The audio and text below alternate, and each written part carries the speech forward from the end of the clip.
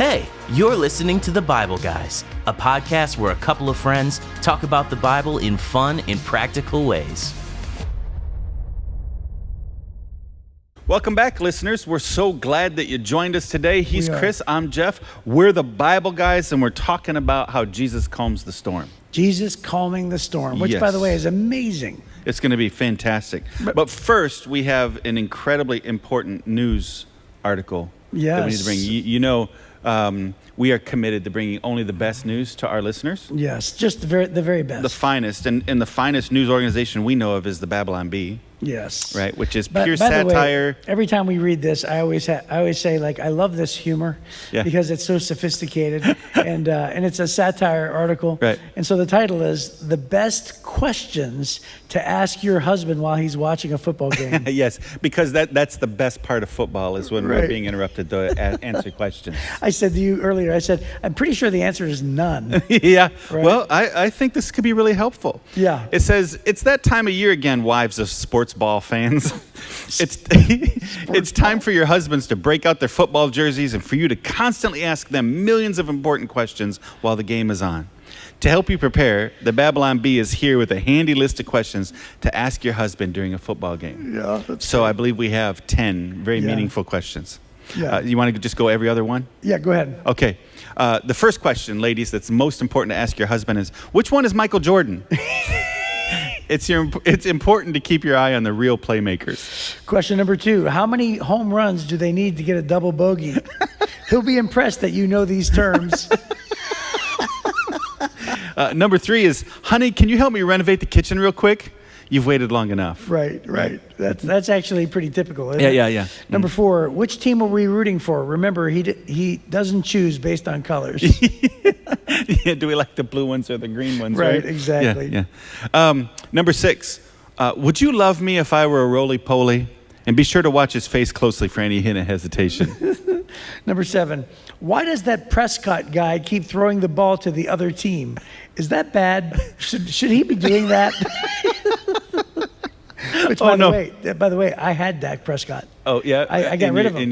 I got rid of him in my other league, and then I picked up Baker Mayfield in fantasy instead. football? Yeah, fantasy football. Yeah, because Baker Mayfield never throws the ball to the wrong guys. Dude, Baker Mayfield's on fire. Okay, all right, we'll watch. Okay, number 8 is this. Why is that old white man telling all those black guys what to do? That seems like it isn't okay. It seems like that's the best part. That seems like it's not okay. Talking about the coach. Right, that's great. Okay, number 9, one last time. Which one is our team? It's probably the one that's losing. Yes. Yeah. And then lastly, number 10, and this one's really important, ladies, write this down. Why did they stay in the nickel instead of switching to the dime package when the offense went to an empty backfield set with 5 wide receivers? He'll never expect this one.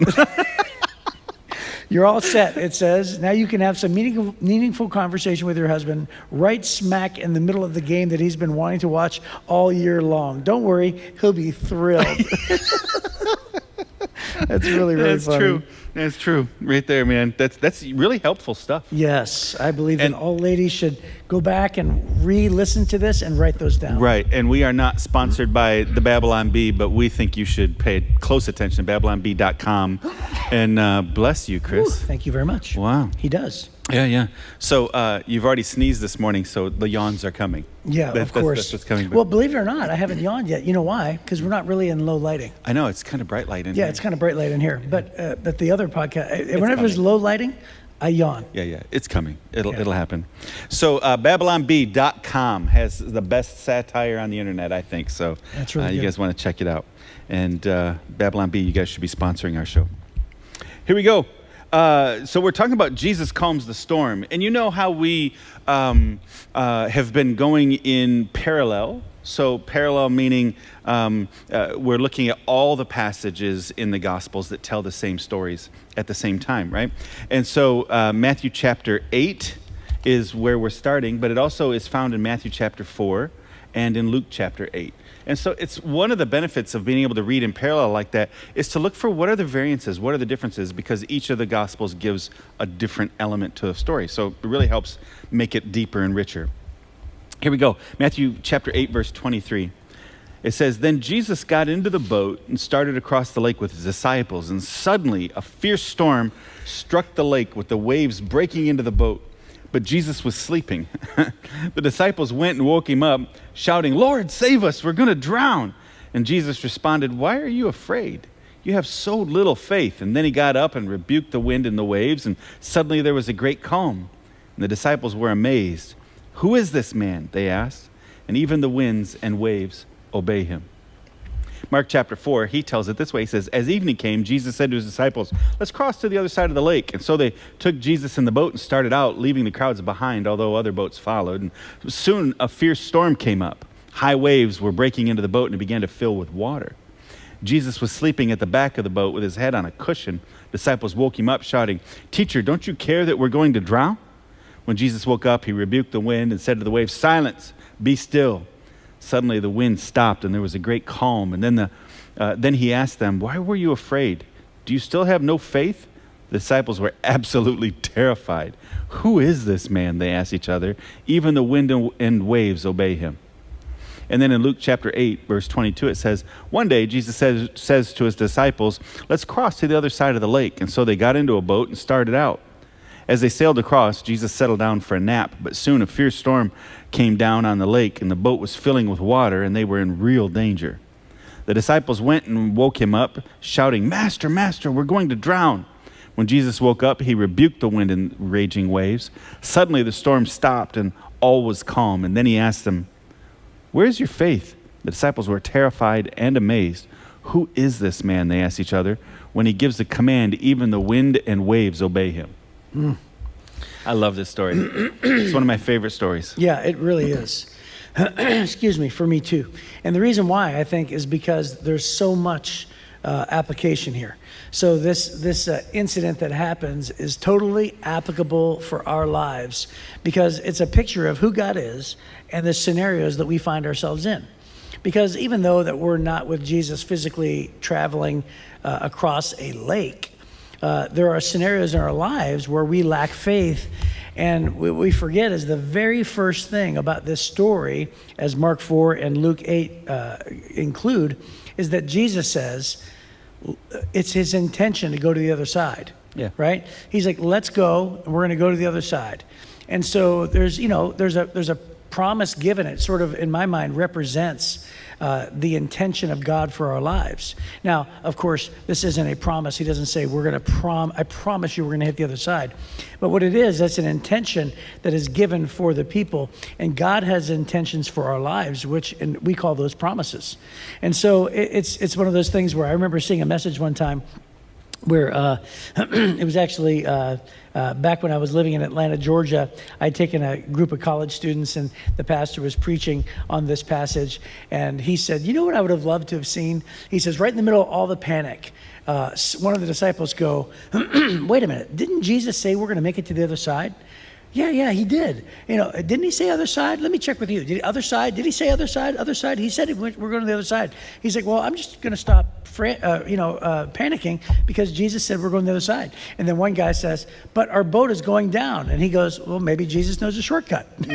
Right? We're going to go down and pop up on the other side, right? That's right. Because the faith says, trust in the one who said, "Let's go to the other side." Yeah. And I think that there's and he said, "Let's let us." Yeah, let right? us. So right? we are going. He Right. didn't say, "I'm going." Right. That would have totally changed the meaning of the Right? As you sink, I'll just walk the rest of the way. Exactly. Yeah. But he said, "Let us go." Yeah. Yeah. And I think that there's a really strong application there because, if number one, God's in the boat with us and through the storms of life. Yeah. Number two, the promise is given.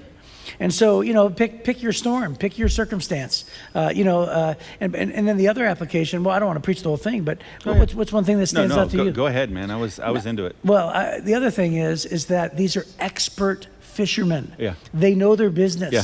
And it's like no matter, I have a buddy that right now we're praying he's jobless, and not jobless. He was jobless for a long time. He's got a job that he can't stand right now, and he's sort of working through, and he's not having a good time. And I'm telling you, it's been a season where financially it's been very stressful. And this is a guy who's been very successful in the past. Going through the storm. And he's going through the storm for the last year and a half. And so there's a group of us that are just praying, and then his wife is struggling physically.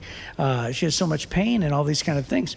And it's like, but here's what I'm thinking. This guy has a 30-year career in the business that he's in, right? He knows everything there is to know about this field that he's in. This is the same thing. The fishermen are in the storm, and they know everything there is to know about fishing and storms and boats and probability. Yeah. And so what they would say is, don't tell me the odds. I can calculate the odds. Like, don't try to tell me that we're going to be fine, because I know, that we're not going to be fine, right? Well, they're watching the waves literally splash into the boat. Yeah. That's what it says. Was it Mark? Is it Luke? Luke says raging waves are crashing into the boat. These guys know what that means. Yeah, they didn't say we might drown. No. They said knew we're we are going to drown. We are going to drown. Yeah, it's an ultimate conclusion in their lives. And these are guys who lived on this lake. Right. Yeah. And it's so funny how the Sea of Galilee is called a sea. Yeah. But it's a lake. So it's 13 miles long and 7 miles wide. Yeah. At its deepest point, though, it's a deep lake. So between 150 and 200 feet, it's really deep.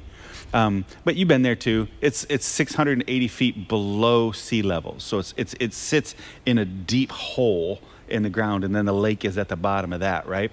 And there's basically one way in for big storms when they're coming across the land. And when they blow in like that, they can whip up very, very quickly. We were on the Sea of Galilee a few months ago, and we took a tour to Israel, which our listeners should go with us on a tour to Israel sometime. Sure. Wouldn't that be great? But we're going next year, right? Yeah, next year, next May. Yeah, around Memorial Day. That's awesome. So, anyways, we were on the Sea of Galilee, and I asked the boat driver, I said, I'm sure every group asks you, what's the biggest wave you've been in? And he started laughing, and he said 20 feet. He said, I've been on the Sea of Galilee when we had a big storm blow in. He said, we could see it coming. He said, but we were way out in the middle. He said, it was going to take 30 minutes or so. Those boats aren't super fast. He said, it's going to take about 30 minutes to get back in, and he said it caught us. Yeah. And he said, though, it just hit so hard.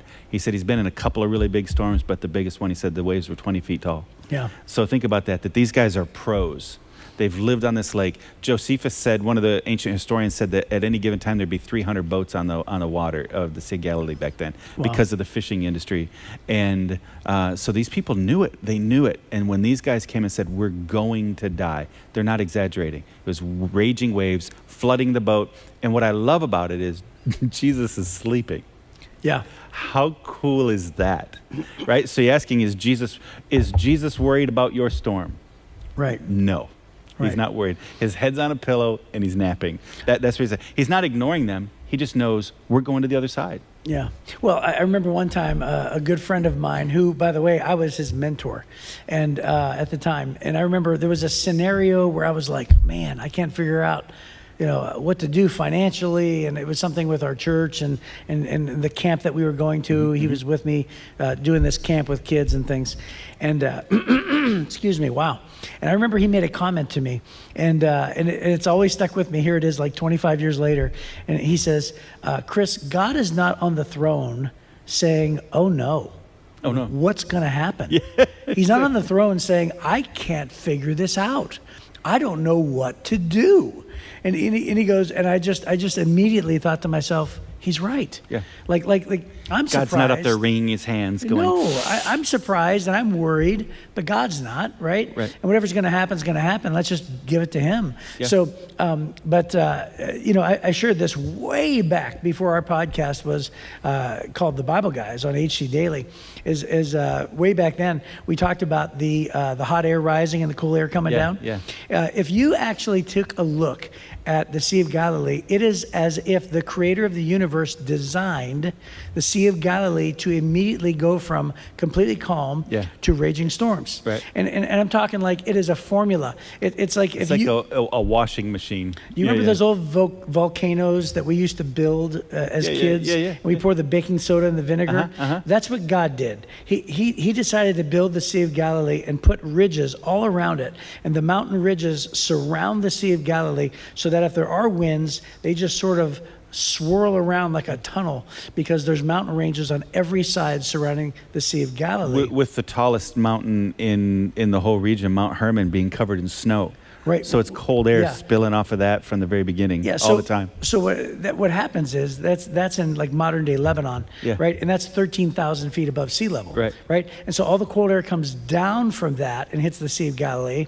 While you had mentioned the Sea of Galilee was 600 feet below sea level. 180, Well, yeah. like 1,200 feet below sea level, below sea level is the Dead Sea. And then the River Jordan connects the two. Right. And so all the hot air comes down from the southern region, and it comes up the Jordan River, and the cold air comes down from Mount Hermon. And then what happens is they meet right at the Sea of Galilee. It's like a vortex. With a mountain range around it. Holding it in. And so when it says suddenly there's a big storm, it's not like they're incompetent fishermen. Right. It's like they have no idea back then. They don't have barometers. Right. They have no idea to know that it's going to go from calm to 20-foot waves immediately. And you can't see very far, Yeah. right? Because the hills are so high. Yeah. So by the time you see dark skies coming over top of those hills, you're in trouble already. Right. So it's sunshine, Right. and then just like Right. that, storms, and it takes you by surprise. So, I think that there's something to say with regard to the fact that these guys are pros. They're convinced they're going to die, Yeah. and their only hope is to go to Jesus, who's not worried. He's not worried. No. And they run to Jesus, No. and then the Bible says Jesus stands up and says, "Peace, be still." So we talked the other day about those family cartoons about the Bible stories. Family entertainment. Family entertainment. So my sons loved those when they were little. Yeah. And Jonathan, my oldest son, These are VHSs, by the way. Yeah. Back in the late 80s. I bet you they're on YouTube or somewhere now. But anyways, Jonathan loved this story. He liked this one in those cartoons. And so we had a driveway that kind of sloped out to the road. We lived in a subdivision, and he was playing on his tricycle. He was dressed up like Batman, and we were playing his tricycle, and he was kind of slowly going towards the road. And my wife says, "Jonathan, you need to stop. Come back this way." And he goes, "Oh no, Mama, the wind is blowing me. The storm is blowing me to the road." And she's like, "Jonathan, you need to stop." And he doesn't do it. "Oh, it's blowing me, Mama. I can't do anything." She said, "Jonathan, you stop. You're going to be in trouble." And he stood up and he holds his hands up over his head and says, "Peace, be still." And he got on his tricycle, started riding. He goes, "Oh, look, Mama, it works." It's so great. And so for him, it was Jesus can do anything, right? Yeah, That was his mindset. How old Jesus was can he? do anything. 3. 3 And years that old. was his. That's great. That was his takeaway. Is Jesus. Somebody can do did a anything. good job in his Sunday school class. Well, it was from that. It was from the cartoon. From watching that. Oh, from the cartoon. From watching that cartoon Yeah, about the Bible story there. But it made it so real, and so then I think it's interesting. They went from being terrified of the storm to being terrified of Jesus. Well, it said they were amazed, but Well, it says they were terrified. were they? Yeah. In Where? Luke chapter 8, the last verse, the disciples were terrified and amazed. Well, yeah, you're right. They're like, "Who the heck is this guy?" I'm not sure I saw that before. Yeah. Like, hey, I love you and I'm scared of you. yeah. The fact that this guy, when he speaks, he can command the wind and the waves. Yeah, to stop. nature obeys. Yeah. By the way, this is another point in the scripture where he didn't say, "What is the size of your faith?" He said, "Where is your faith?" Yeah. Right? So God calls us to have faith like a mustard seed. And so just this question of saying, "Where is your faith?" is indicating like, geez, guys, all you had to do is have a little bit of faith in me, right? Yeah. And yet apparently you have no faith in who I am. Right. Well, so they had enough faith to come and ask, yeah. right? And that did the miracle. Well, they didn't But ask for him to save him. Oh, no, they did say save Master, us. save us, right? Yeah, Master, save us. So what they didn't have They just during didn't the know storm, how he was gonna do it. During the storm, they didn't have faith that he was going to fulfill his promise that we're going to the other side. Sure. But they had enough faith to come and say, "Master, would you save us?" Yeah. And he goes, "So you didn't have enough faith that I was just going to take you to the other side? Okay, I'll calm the storm." Then that freaks them out. So do you know how much faith it takes to get God to intervene?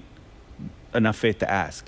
Right. Right? Oh, that's a sermon right there. Yeah. That was it. They didn't have enough faith while he was sleeping.